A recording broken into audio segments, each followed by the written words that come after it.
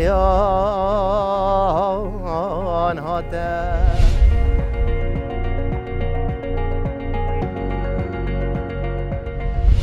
لە بەرنامەی کۆوارەوە سڵاوتان لێبێت. لەم هەفتەیەدا کۆمەڵێک چالاکی هونەری و کلتوری ئەنجام درراوە. ئێمە گرنگترینیان پێشکەشی ئێوە دەکەین. پاشان بڕگە سەرەکیەکانی کۆوار پێکەوە دەبینین.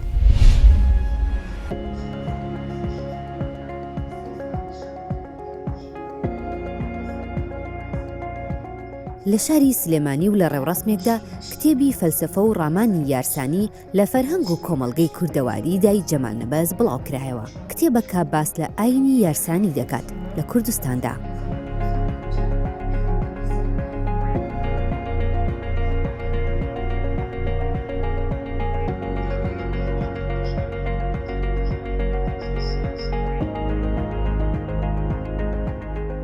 ئەم کتێبەی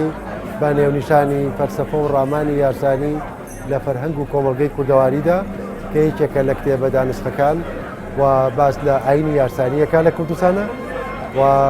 ئەم کتێبە لەسەر ئەرچی خاتوونی ئەحمەد تۆفیق خوشکی پرۆفیسۆر دکتۆر جەمال نەبەز چاپ کراوە بڵاو کراوەتەوە. هیوایەرین کە خوێنەرانی کورد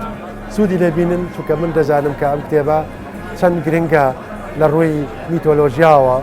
و هەر لەسەر وەسیەتی پرۆفیسۆر دکتۆر جەمال نەبەز داوای لە دکتۆر سەر عەبدوڵڵا کرد کە بەم کتێبەیە بچێتەوە هەڵەشتی بکە. من لێرەوە سپاسی دکتۆر سەر عەبدوڵڵا دەکەم کە هەم بە کتێبەکە چۆوە هەم هەڵەشتنیشی کرد و زەحمەتی زۆری کێشا لە سلێمانی بۆ بەرلین لە بەرلین بۆ سلێمانی کە کاتی خۆی کتێبەکە گەشتە دەستمان و چاپمان کرد و ئەمڕۆ پێشکەش بە میانە بەڕێزەکان دەکرد.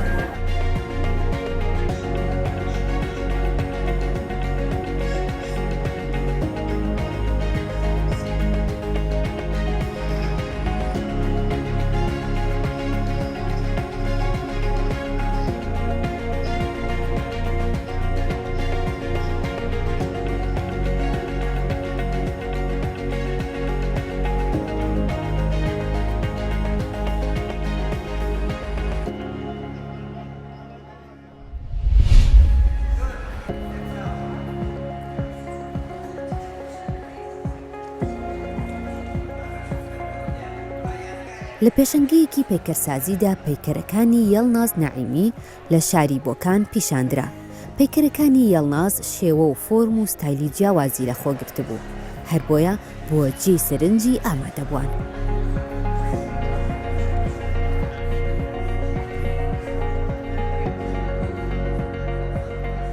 من ئەوەن ابتدای کارم طراحی و نەقاشی بوو، چەندین ساڵ لەسەرەوە کارم کرد، ولی خۆ بە دەلیلی علاقەیەکی خاصم کە بەکاری مجەسەمە بوو پێم خۆش بوو کە کارەکانم زیاتر حاڵەتێکی سێبعدی بێ کە بتوانم زیاتر لەگەڵیان ارتباط بگرم. واردی ئەو حرفەیە بوو. یەک دوو ساڵێک کارم کرد کە کتم زانم توانم ارتباط بگرم یانە، ولی ئەلان تقریبا 6 ساڵە 7 ساڵە من مداوم کار دەکەم. زۆر علاقەم هەیە کە مجەسەمە سازی بکەم. بەحس لە ئەوە نییە کە نتوانم شاید لە نەزەر جسمیەوە فکرکەن کە یەک دانە خانم ناتوانێت ئەوە کارە بکات لەگەڵ شتێکی سەخت ارتباطگرتن بێ یا نتوانی کار بکەی، ولی من پێم خۆشەوە شتە سابت بکەم کە یەک دانە ژنیش دەتوانێت بە قودرەتەوە کاری مجەسەمە یا لەگەڵ شتێکی زۆر سەخت سەرۆکاری بێ و ئەو کارە ئەنجام بدات.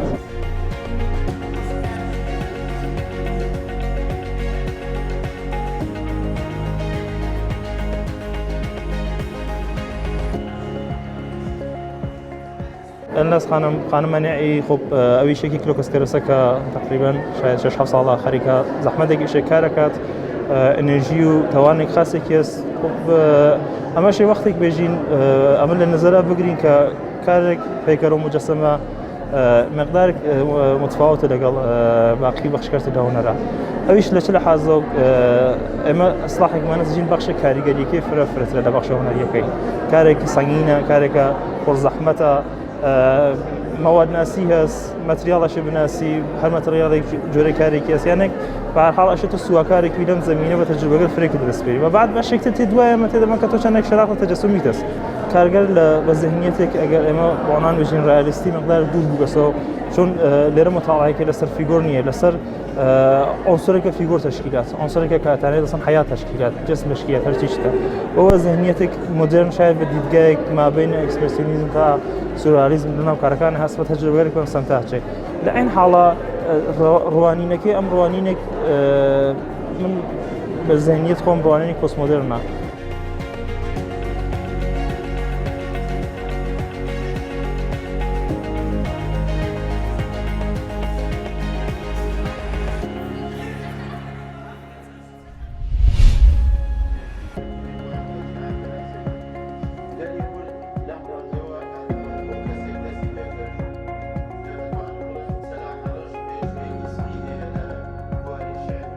هۆڵی سینەما لە کتێبخانەی هەژار موکریانی لە هەڵەبجە کرایەوە لە ڕێوڕسمەکەدا دوو فیلمی دەرهێنەر سەڵاح حەڕەش پیشاندرا پاشان کتێبێکی لەبارەی بەرنامەی دۆکیومنتاری تەلەڤیزیۆنی پێشکەشی ئامادەبوان کرد.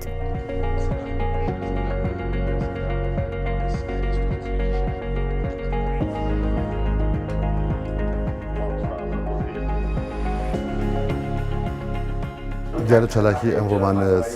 سەرەتاکردنەوەی هۆڵی سینەمای بوو لە کتێبخانەی هەژار موکریانی بۆ ماوەی چەند مانگێکە مەسئوڵی ئەو هۆڵین کە ئەو هەڵەمان دروست کردووە ئەمڕۆ سەرەتاکەی ویستمان بە دەرهێنەرێکی هەڵەبجەیی هۆڵی سینەماکە بکەین و پێشکەشکردنی دوو کورتە فیلمی دۆکیومنتاری سەلاح حەڕەش دیارە ئاماژمان لە هۆڵی سینەمایەکی لە ئامانجەکانی ئێمە ئەوەیە کە هۆڵی سینەما بکەین بە منبەرێک بۆ کۆمەڵی خوێنەری شاری هەڵەبجە کە هەفتانە فیلمێک عرض بکەین و مناقەشاتی فیلمەکان بکەین و کۆڕێکی گەنجانی بە چوادۆری سینەماکە کۆکەینەوە بۆ زیاتر دەستیاگەیشتن و مناقەشەکردنی ئەو فیلمە بەراو جیهانیانی کە لێرە عرضەکەیە و دیارە پرۆژە هەژار موکریانی لە سەرەتای فراوان بوو کۆمەڵی پرۆژەی هەبوو کە هەنگاو بە هەنگاو ئەمانەیە پرۆژەکانمان جێبەجێ کرد یەکێک لە پرۆژەکەمان هۆڵی سینەما بوو پرۆژەی داهاتوومان ڕادیۆیەک دەبێت کە بەناوی هەژار موکریانی لە هەڵەبجە بکەینەوە.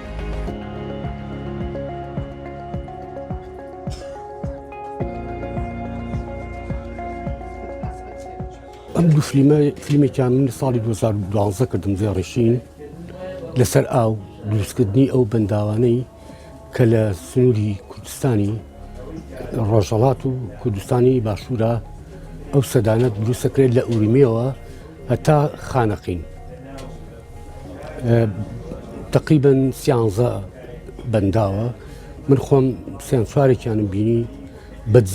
بەدزیەوە وێنەمان گرت هەتا لە یەکێک لە وێنەکان تایەکی نووسراوە عکاسی بەرداری ئەکیدەن ممنوع است ئێمە تەسویری ئەوەشمان کردو.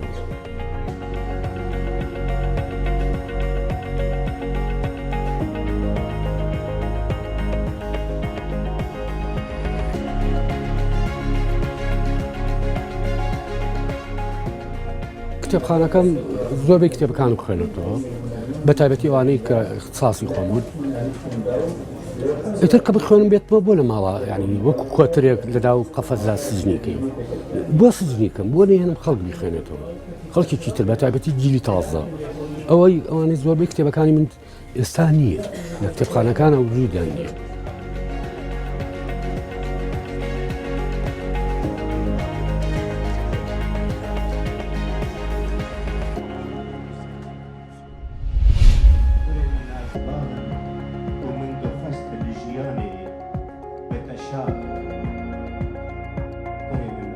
فستیڤاڵی شعری کوردی لە ئەڵمانیا بەڕێوەچوو.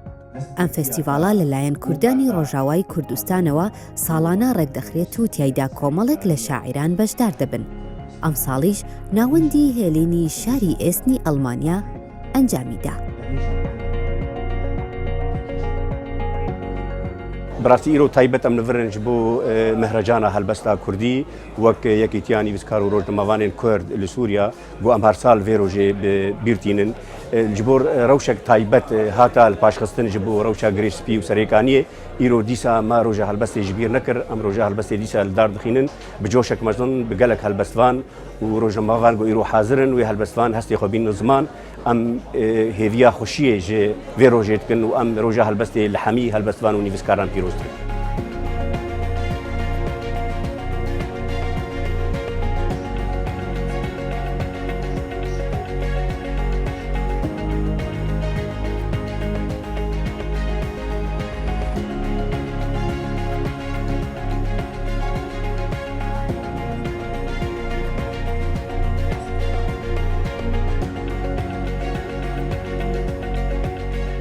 بێگومان زەنگینیا ملەتێ کورد هەلبەستێ دەیە یان بە هەلبەستی یان بە چیرۆکە هەلبەستی و ئاوا وەک کولتورێکی کەڤنە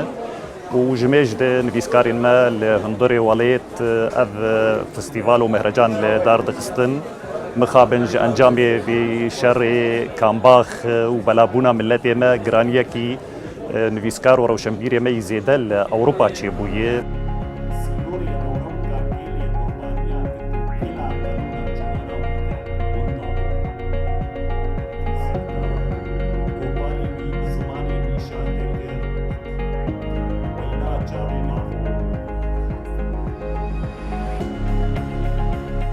از ایروکا هنرمند سلیمان هوفک ام 22 هیواد و زها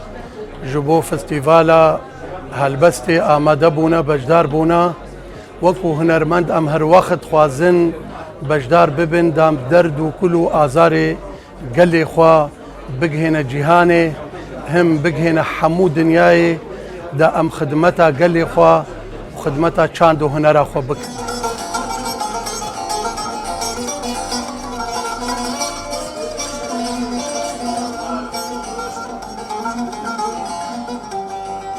قال كرد ناچل مسي وبمينا لسرخاك أخوا ويدي سآلا رنگين كسكو صور وسبي وزر وبمينا لسر شاخ وباجار كردستاني داير أزبرين دارم زور سباس.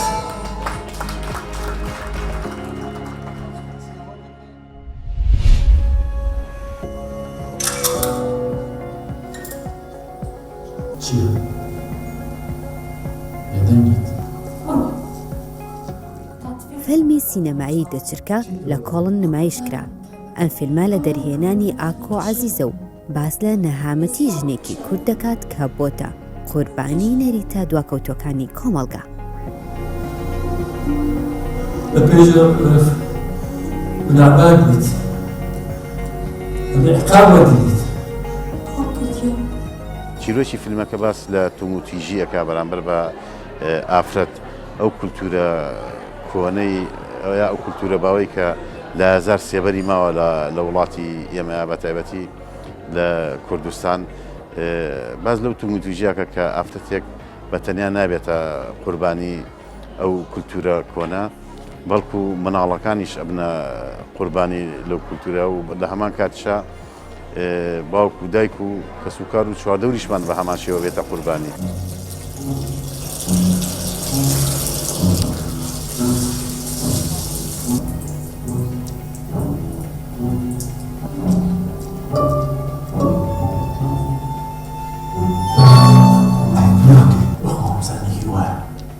لە شاری کۆڵن وڵاتی ئەڵمانیا فیلمێکمان پەخش کرد و ئەم ئێوارەیە کە توانیمان خزمەت بە هونەری کوردی بکەین و بۆ هەر چوار پارچە کوردی خۆمان کۆکەینەوە و زیاتر هونەرەکەمان بپارێزین و بۆ هەر چوار پارچەکە کە هەموو کۆبنەوە ئەم ئێوارەیە تۆ باوک بوویتە تەمەی کچەکەتەوە کرد.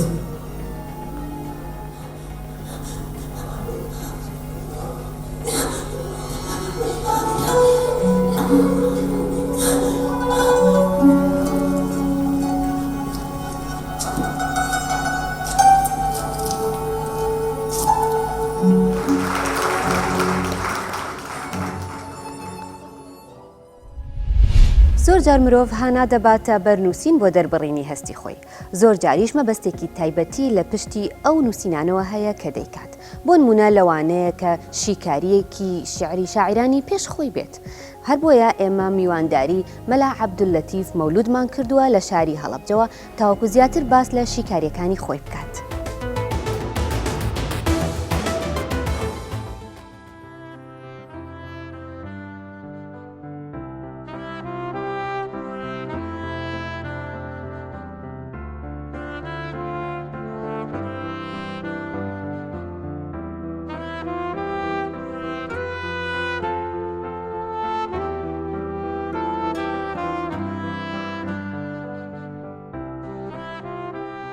بانقوالك لأن حرادي عبابي شرح لسر شعري كما مصابة برسو ساڵی هەشتاوسی ئەمام کردووە شەرحم کردووە بۆی خەڵک لەم شعرێ مامۆستا بابە ڕەسوول تێبگا کە ئەڵێ ناتیقەی حاڵی وەتەن دەرسی وەتەن تەقریرەکە کاتبی دڵ حرفەکانی یەک بە یەک تەحریرەکە ئەو کتێبم داناوە دوای ئەوە ساڵی ساڵی 90 ئەم کتێبی قەسیدەی بوردەی کەعبی کوڕی زوهەری کە بۆ پێغەمبەری خوێندەوە کە ئەڵێ بان السعاد فقلبي اليوم مثبول متيم إثرها لم يفذ أمام شرح كذوة العربي وبكردي أما كتابك تها حسين بناي أعجاوي قورة بس يكم عثمان أما عثمان دعاء أويك عثمان وفاتي كذوة إن جادوها من كتابي أعجاوي قورة بس دوام علي وكركاني أبيشم كذوة بكردي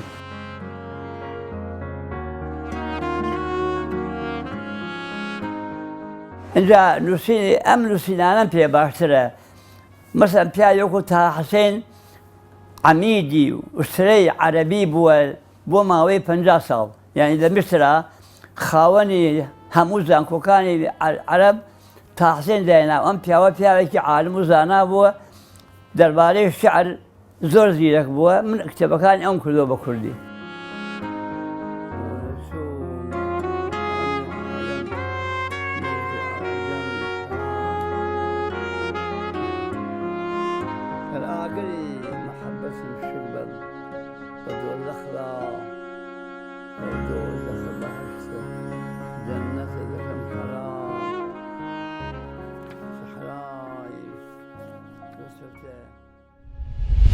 دەنگبێژی لە مێژووی کوردیدا پێشینەیەکی زۆری هەیە. هیشیار میندووری خەڵکی ناوچەی بادینانە و هونەرمەندێکە کە بە دەنگبێژی و گۆرانی فۆلکلۆریەکانی ناسراوە. ئەو هەتا ئێستاش دەتوانێت چیرۆکە کوردەوارەکان لە ڕێگەی گۆرانی و حەیرانەکانەوە بگەڕێتەوە.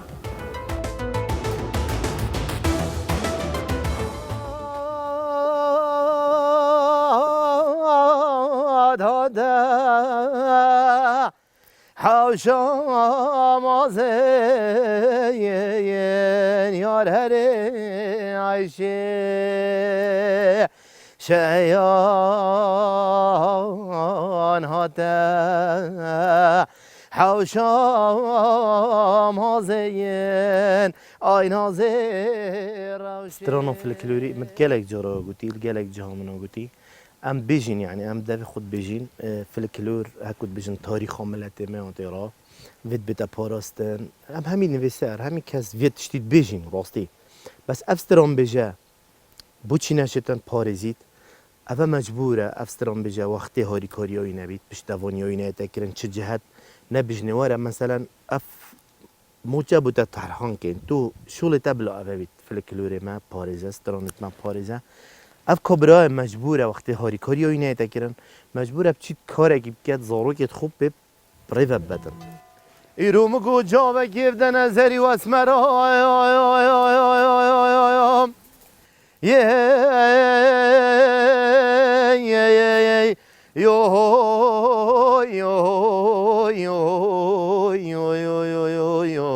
صالونتو نه من وقت برهمه ایکی چکر او برهم براستی بو مجی گلکی خوش بو و استرانو في الكلوري هنگی يعني بهای خوها بو نكاز برف بينم يعني حتى حدا برف نهمانه چیدن برکو مکس نینه وگا به واستراناش ورگرید ما چه گنش نینه ناس نبینم هرچند هندکی تایم بس استرانه یک دو اونا بی تقیاس يعني براستی بس نطونه من او برهم گوته من تمارکر مچن استرانه یک کلیپ کرن بشوکی جان ما کلیپ کرن براستی بشتینگی 2001 من برهمه کردی شکر حتی 2011 لیسا برهمه کردی باش من تمار کرد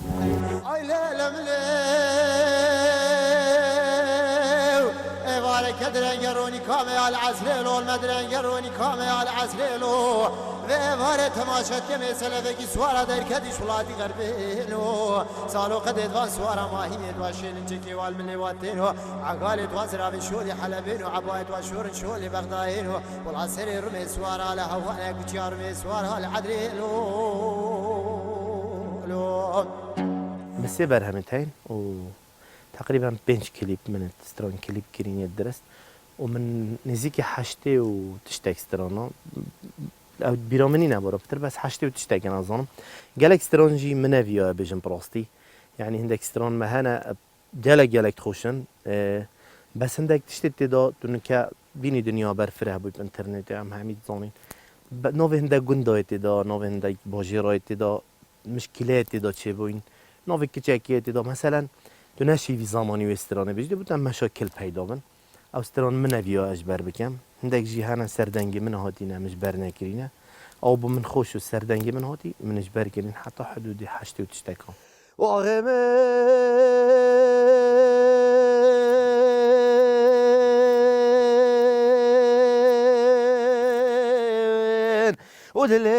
ودلم داغ دابول سر داغه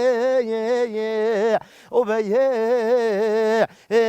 دلم داغ دابول سر داغه برکا مالکت معبدویانو کودارا بار که زانه جوری هیلال بکارا خود وزگریان واره چاریانه نزانم دینا بول قشلاخه هیلولو لە دوا بڕگەدا باس لە پەیوەندی نێوان نووسین و شانۆ دەکەین. نووسەرێک میوانی ئێمە دەبێت کە بە نووسین و کتێبەکانی خزمەتی بواری شانۆی کردووە. هاوڕێ زەنگەنە خەڵکی کەرکووکە و لە ئەڵمانیا دەژی. ئەو دەڵێت ئیتر بەسە شانۆ دەبێت لە پێناوی کۆمەڵگەدا بێت.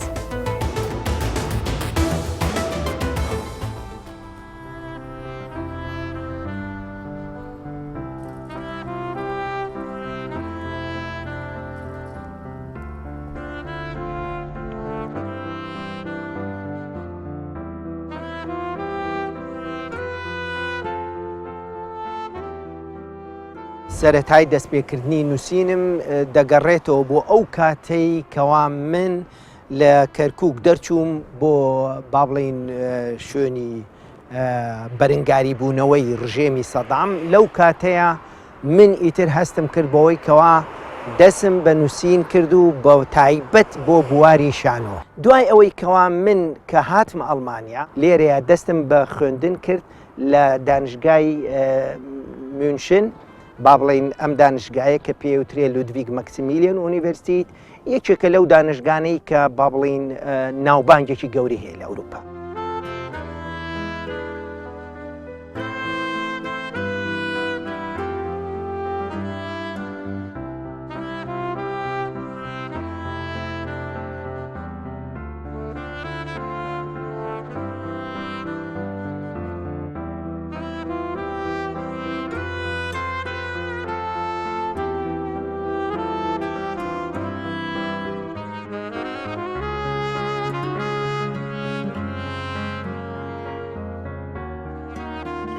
لە دوای ئەوەی کە من هاتمە شاری میونشن و لە دانشگای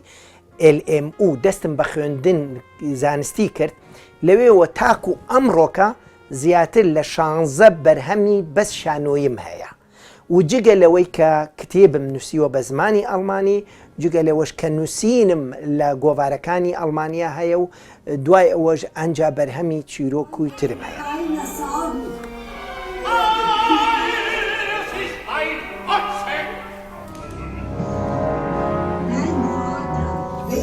Wissen,